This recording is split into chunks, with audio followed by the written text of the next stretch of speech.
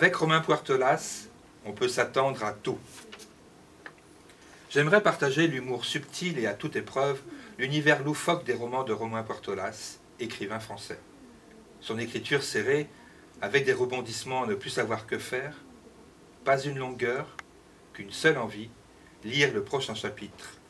Et puis surtout, un message social autour de l'acceptation des autres, des différences.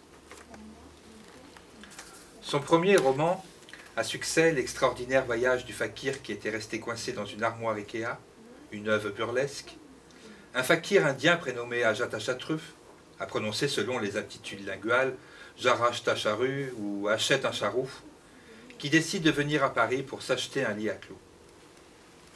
Son second roman, La petite fille qui avait avalé un nuage, c'est l'histoire de Providence Dupois, jeune et jolie factrice, qui pour elle, la vie c'est un peu comme la mayonnaise, plus on s'agite et plus on a de la chance de la réussir. S'ensuit de Revive l'empereur, lorsque Napoléon Bonaparte et son cheval, le vizir, seront pêchés maintenus en parfait état de conservation, et cela grâce aux eaux glaciales de la mer du Nord. L'idée en elle-même de repêcher Napoléon congelé et de le faire revivre à notre époque est non seulement originale, mais très drôle. Des expressions et des comparaisons hilarantes, une écriture vive originale qui sert à merveille un monde et des personnages absurdes. En 2017, c'est au tour d'un détective très spécial, un roman teinté de loufoquerie, avec pour trame une enquête menée par Gaspard, qui souffre de trisomie, vendeur dans une boutique de souvenirs made in China le matin, et renifleur d'aisselle pour un fabricant de déodorants le soir. S'ensuit d'un grand coup de cœur de Tout un été sans Facebook.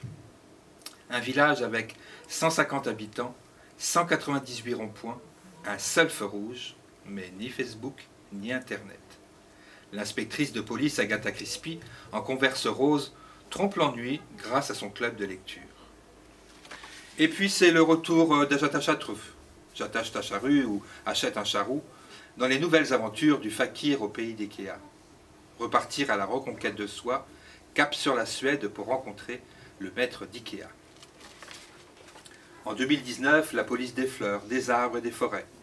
1961, un inspecteur, une enquête, un meurtre, une cuve à confiture et un village qui n'est pas du tout sous le choc. Les gens ne semblent vraiment pas attristés par l'événement. Et puis son dernier roman, paru en 2020, Sous le parapluie d'Adélaïde. C'est lors du spectacle de Noël qu'une jeune femme est assassinée au beau milieu de la foule. Le comble est que, sur les 500 personnes présentes, aucune n'a vu, ni entendu quoi que ce soit, sauf un insolite témoin. Mais celui-là, je ne l'ai pas encore lu. Alors je suis dans l'obligation de vous laisser pour vite prendre une posture adéquate et vivre cette folle intrigue. Pour faire bref, Romain Puertolas est un écrivain farfelu et engagé.